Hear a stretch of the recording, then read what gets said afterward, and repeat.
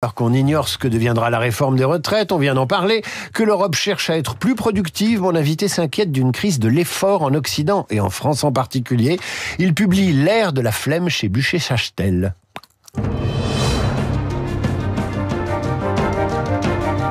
C'est pas facile à dire Buchet-Chastel, à 8h30. Oui. Bonjour Olivier Babot. Bonjour David. Merci d'être avec nous en direct sur Radio Classique. On va parler de ce livre, L'ère de la flemme, mais avant cela, parlons des retraites comme Guillaume Tabar vient de le faire.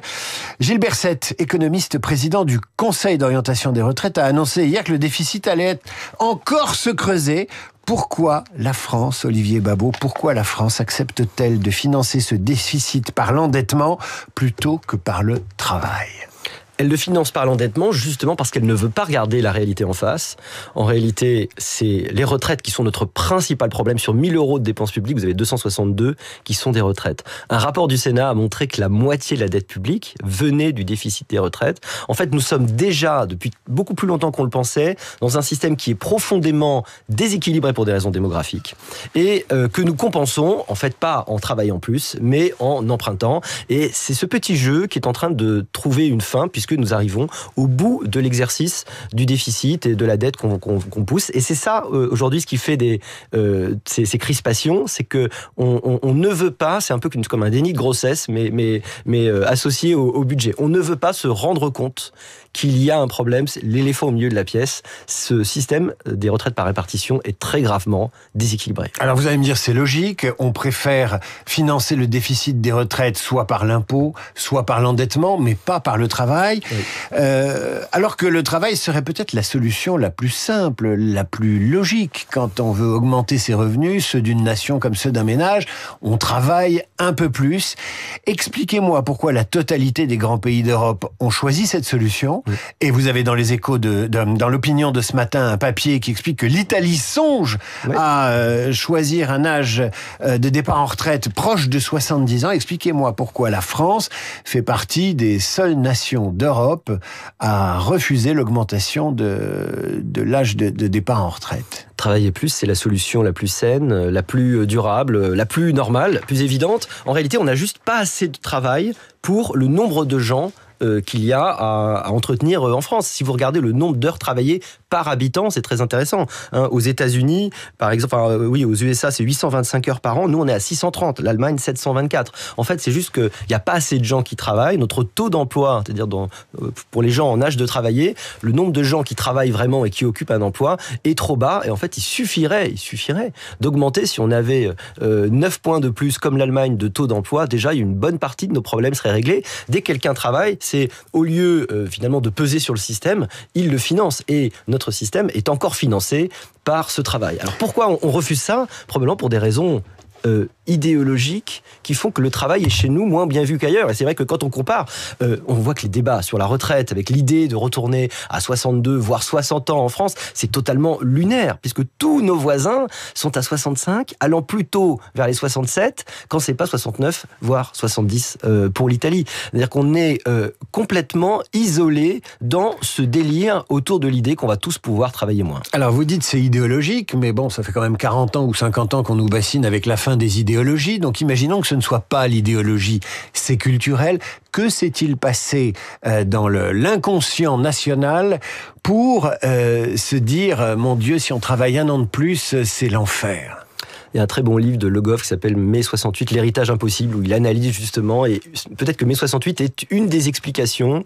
C'est le moment où, pour s'opposer au système, le fait de ne pas travailler a été perçu comme une forme de résistance. Un peu d'ailleurs, qu'on pourrait le comparer, comme Bourdieu expliquait que la culture, c'était un piège bourgeois, l'ignorance est devenue une forme de résistance, ce qui est aussi ce qui peut poser problème. Donc, ne pas travailler, résister au système, ne pas rentrer dans ce système, ça a été perçu comme positif. Et puis, chez nous, il faut bien le dire, il y a toujours cette prégnance très très forte, cette présence assez incroyable de l'idéologie, la lutte des classes, de l'idée que l'entreprise est uniquement un lieu d'exploitation et de souffrance, et que donc moins on travaille, mieux c'est. Souvenez-vous, Jean-Luc Mélenchon, pendant le débat sur les retraites, a quand même dit, travailler 2 ans de plus, c'est 2 ans de vie en moins. Donc, le travail, c'est la mort. Qui est capable de dire aujourd'hui que le travail est une bonne chose, que l'effort, et même que l'ambition est une bonne chose? Olivier Babot, qui se lève tôt le matin voit les Français au travail? Des Français de France, des Français d'origine étrangère, des étrangers qui viennent travailler en France. Il y en a plein. Ils livrent des colis, ils ramassent les poubelles, ils soignent dans les hôpitaux, etc., etc. Il y a une France qui se lève tôt. Ce qu'on appelait la première ligne du temps du Covid. On les honorait, on les chérissait. C'est tout juste si on les décorait pas. Donc on ne peut pas dire que les Français ne travaillent pas. C'est vrai, mais alors peut-être que dès qu'on dit les Français, on généralise, mais on n'a pas assez de travail en France en tout cas, donc il y a probablement des gens qui ne font pas leur part. On peut être effectivement trouvé extraordinaire le nombre de gens qui se lèvent tôt, qui travaillent, qui dans des circonstances difficiles et pour des salaires très faibles font des efforts extraordinaires, et ça existe toujours, ça n'est pas fini. Mais de façon générale, le système va permettre à beaucoup plus de gens de ne pas faire grand-chose et de continuer à vivoter en fait. Et d'ailleurs, la France n'est pas la seule. Il y a un super livre de Nicolas Eberstradt qui s'appelle Men Without Work, qui explique qu'aux États-Unis, vous êtes 7 millions de gens en âge de travailler. Men Without Work, c'est les hommes sans travail. Voilà, des hommes sans travail, exactement. Et il y a 7 millions d'Américains en âge de travailler qui ne sont plus sur le marché du travail. Ils veulent plus travailler. Et en fait, ils vivotent grâce aux aides, grâce à leur famille. Y compris aux États-Unis. Même aux États-Unis. Donc c'est pour moi un phénomène beaucoup plus occidental, même si la France est paroxystique à beaucoup d'égards sur plein de trucs. Alors justement, si c'est occidental et que c'est pas stricto sensu français, comment vous expliquez ce phénomène? C'est une crise des valeurs, c'est la révolution des années 60, c'est ce que Denis Oliven appelait à la fin des années 70, début des années 80, la préférence française pour le chômage, c'est bonjour paresse, c'est l'éloge de la paresse. Qu'est-ce que c'est?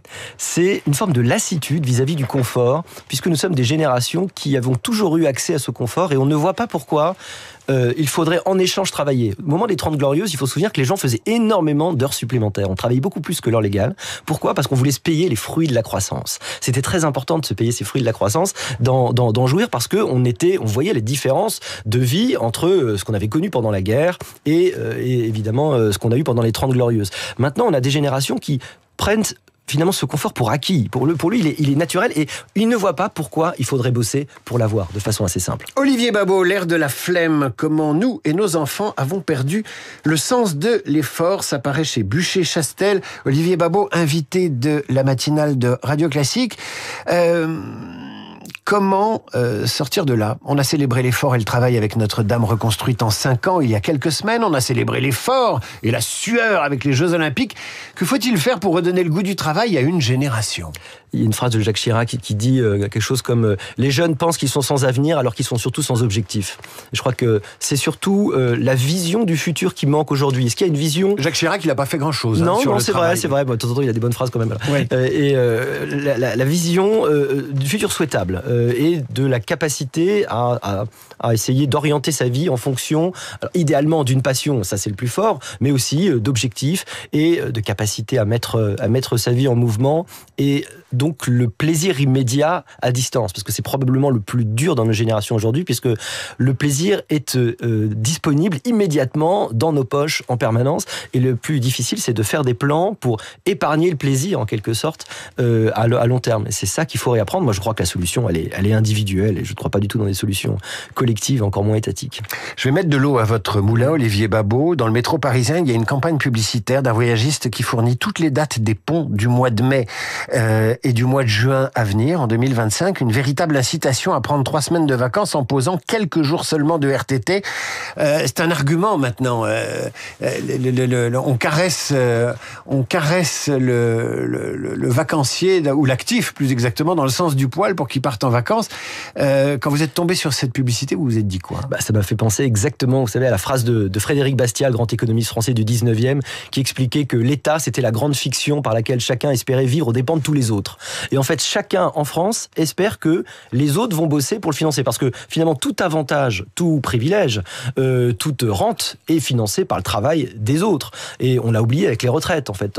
L'idée, c'est qu'il faut ne pas voir réellement ce que vous allez cotiser, mais avoir accès au plus possible au moment où vous allez avoir à la retraite, sans faire le lien entre les deux. D'ailleurs, c'est le seul chiffre qui aurait été intéressant, c'est le taux de rendement interne des retraites. On n'en a jamais parlé au moment du débat. Parce que l'idée même que... Qu'est-ce que c'est que le taux de rendement interne des retraites? Est-ce que tu revois quel est en gros l'intérêt de ton placement. Les cotisations que tu as mises, est-ce que tu vas les retrouver avant? Alors jusque-là, c'était plutôt le cas, donc tu avais même un taux de rendement très positif. Et il faut savoir que dans les retraites futures, tu auras un taux de rendement négatif, c'est-à-dire que tu auras mis 1000 euros de cotisation et tu auras 600 euros de pension en échange. Ce qui est assez curieux sur un plan psychanalytique, sur de la psychanalyse collective, c'est qu'on se lamente aujourd'hui de la faiblesse des retraites qu'on touchera demain. Personne ne croit qu'il touchera une forte retraite à partir des cotisations. Et en même temps, dès qu'on parle de retraite par capitalisation, on dit non. C'est-à-dire qu'en fait, on ferme toutes les options. Ne pas travailler plus, ne pas faire de retraite par capitalisation, recourir à l'endettement pour endetter les générations qui viennent, ou à l'impôt, éventuellement. C'est une folie, ça. Oui, c'est une folie parce que je n'arrive pas à comprendre le rationnel, justement, dans ce qui paraît totalement irrationnel. Refuser des retraites par capitalisation, alors on comprend un peu l'idéologie, parce que c'est être trop du côté du patron, c'est casser l'opposition entre patrons et employés, donc ça casse un peu toute cette idée de la lutte des classes. Mais pourtant, on se rend bien compte que c'est ce qui est le plus efficace, et c'est extrêmement difficile d'en faire la pédagogie. En France, on a une image extrêmement négative. Si on avait pris cette décision il y a 30 ou 40 ans de mettre de la capitalisation, aujourd'hui, on serait pas malheureusement dans la même panade. C'est très étrange. Nous sommes tous enfermés dans un système que nous haïssons parce qu'il nous appauvrit, et en même temps nous en attendons tout. C'est ça qui est absolument dramatique dans la situation d'aujourd'hui. Alors il y a un phénomène que vous pointez aussi dans L'ère de la flemme, le livre que vous venez de publier, Olivier Babot, c'est la crise des vocations. Parce que bon, il y a éventuellement l'aspiration à travailler moins, à avoir une vie plus paisible, etc., à se reposer, c'est légitime aussi. Mais en même temps, les métiers à vocation, infirmières, médecins, connaissent des pénuries.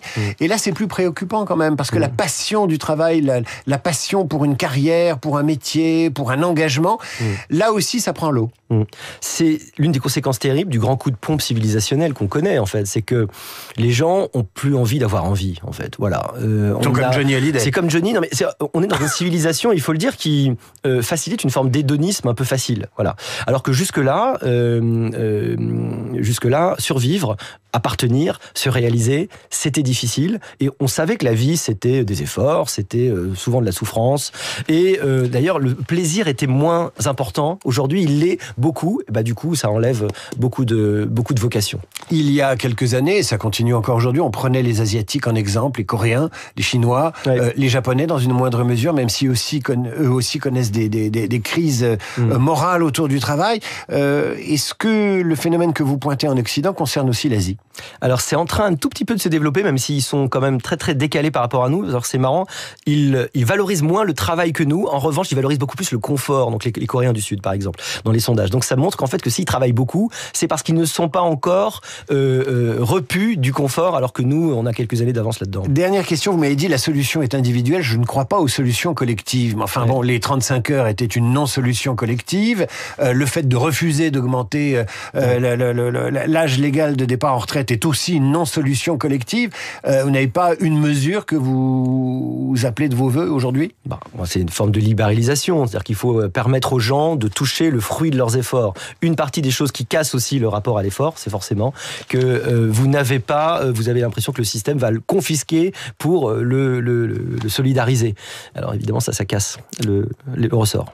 Olivier Babot, merci. Je rappelle le titre de cet essai paru chez Buchet-Chastel, L'ère de la flemme. À bientôt, Olivier. Merci à vous. À suivre le rappel des titres, la revue de presse d'Hervé Gattegno et nos esprits libres du mardi. Aujourd'hui, Cécile Cornudet et Christophe Barbier, Radio Classique.